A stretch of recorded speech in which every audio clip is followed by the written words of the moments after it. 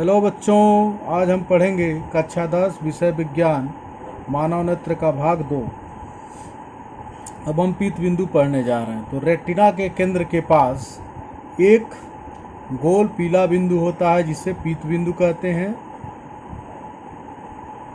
तथा इस बिंदु पर प्रकाश की सुग्राह्यता सबसे अधिक होती है, जिससे इस बिंदु पर बनने वाला प्रतिबिंब स्पष्ट दिखाई देता है। जैसा कि हमने इसको नोट्स में लिख रखा है, रेटिना के केंद्र के पास एक गोल पीला बिंदु होता है जिसे पीत बिंदु कहते हैं, तथा इस बिंदु पर प्रकाश की सुग्राह्यता सबसे अधिक होती है, जिससे इस बिंदु पर बनने वाला प्रतिबिंब स्पष्ट दिखाई देता है। अंध बिंदु: जिस बिंदु से नाड़ियां मस्तिष्क को जाती हैं, उस बिंदु पर प्रकाश का कोई प्रभाव नहीं पड़ता है। इस बिंदु पर प्रकाश की सुग्राह्यता शून्य होती है। इस बिंदु पर बनने वाला प्रतिबिंब दिखाई नहीं देता है। मानव नेत्र द्वारा प्रतिबिंब बनना देखिए ये किस तरीके से बनता है। सबसे पहले वस्तु से चलने वाली प्रकाश की किरणें जो है कर्निया पर आकर के आपतित होती हैं। यहाँ से अपवर्तित होकर के जलीय द्रव में जाती हैं, फिर जलीय द्रव से अपवर्तित होकर के नेत्र लेंस पर पड़ती हैं। वहाँ से अपवर्तित होकर के ये कांचाभ द्रव तक पहुँचता है। फिर रेटिना पर जो है वस्तु का वास्तविक व उल्टा प्रतिबिंब प्राप्त होता है। प्रतिबिंब का संदेश प्रकाश तंत्रिका द्वारा मस्तिष्क को जाता है।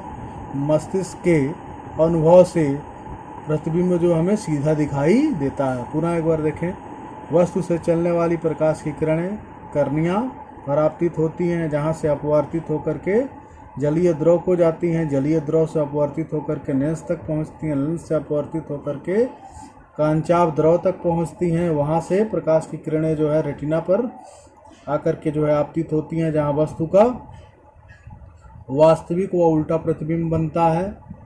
प्रतिबिंब का संदेश प्रकाश तंत्रिका तंत्र द्वारा जो है मस्तिष्क को दिया जाता है। मस्तिष्क के अनुभव के द्वारा प्रतिबिंब हमें सीधा दिखाई देता है। अब हम सबसे इम्पॉर्टेंट चीज़ जो है पढ़ने जा रहे हैं इस चैप्टर का, ये सबसे इम्पॉर्टेंट है। ये है मानव नेत्र की समंजन क्षमता। तो पक्षमाभी मांसपेशियों द्वारा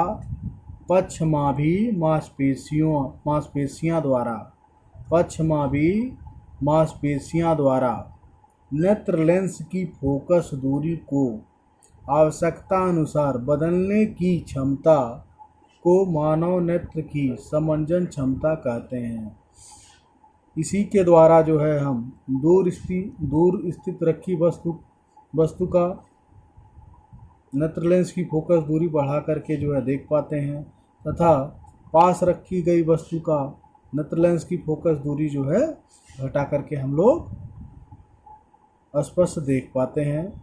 इस तरीके से मांसपेशियों द्वारा नेत्र लेंस की फोकस दूरी को आवश्यकता अनुसार बदले जाने की क्षमता को ही हम लोग समंजन क्षमता कहते हैं।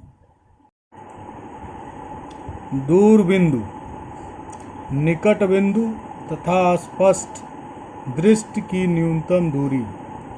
नेत्र से अधिकतम दूरी पर स्थित वह बिंदु जिससे नेत्र द्वारा बिना समंजन क्षमता के स्पष्ट देखा जा सके, दूर बिंदु कहते हैं।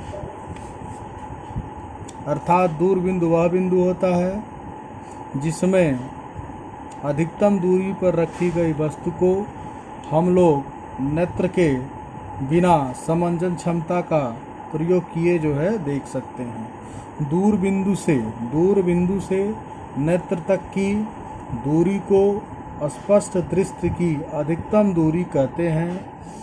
यह अधिकतम दूरी जो है स्वस्थ मनुष्य के आँख के लिए अनंत होती है। इसे किरण आरेख द्वारा निम्न प्रकार प्रदर्शित कर सकते हैं। जैसा कि हम किरण आरेख में देख पा रहे हैं, दूर स्थित कोई बिंदु जो है अनंत पर स्थित है। यहाँ से चलने वाली प्रकाश की किरणें लेंस से अपवर्तन के पश्चात रेटिना पर प्रतिबिंब बना रही हैं। इस प्रकार यह दूर बिंदु का रेटिना पर प्रतिबिंब बनना दिखाया गया है। इसमें समंजन क्षमता का जो है समंजन क्षमता का प्रयोग नहीं किया गया है, अर्थात मांसपेशियों द्वारा जो है लेंस पर बिना दबाव डाले जो है दूर बिंदु का जो है प्रतिबिंब बन रहा है।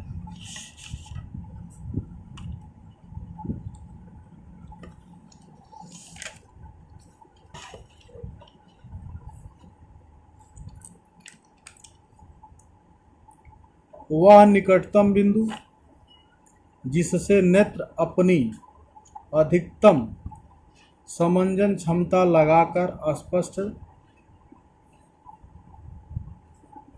देखा जा सके, वह निकटतम बिंदु जिससे नेत्र अपनी अधिकतम समंजन क्षमता लगाकर स्पष्ट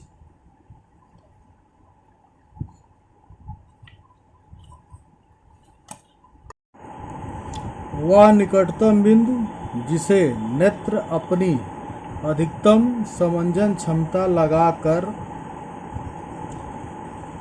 स्पष्ट देख सके, नेत्र का निकट बिंदु कहते हैं। फिर से देखें, वह निकटतम बिंदु जिसे नेत्र अपनी अधिकतम समंजन क्षमता लगाकर स्पष्ट देख सके, नेत्र का निकट बिंदु कहते हैं। नेत्र से निकट बिंदु तक की दूरी को स्पष्ट दृष्टि की न्यूनतम दूरी कहते हैं। इसका मान स्वस्थ आँख के लिए 25 सेंटीमीटर होता है।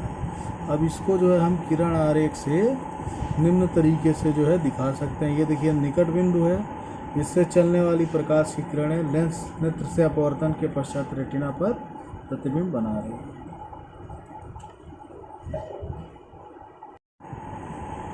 दृष्टि दोष तथा उनके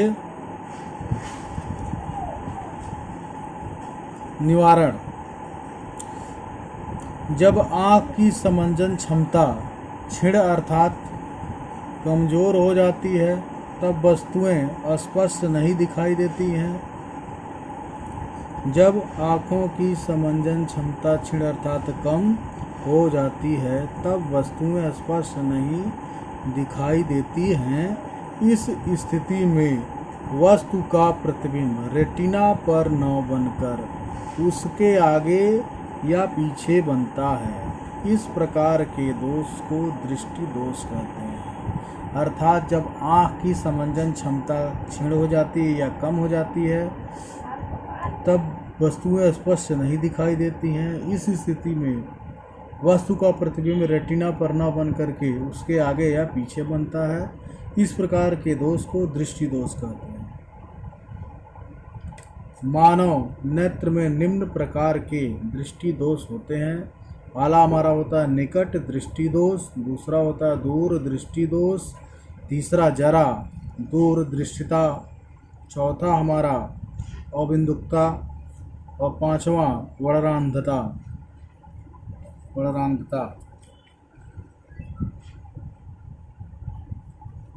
से देखें, निकट दृष्टि दोष, दूर दृष्टि दोष, जरा दूरदृष्टिता, अबिंदुकता, वड़रांधता।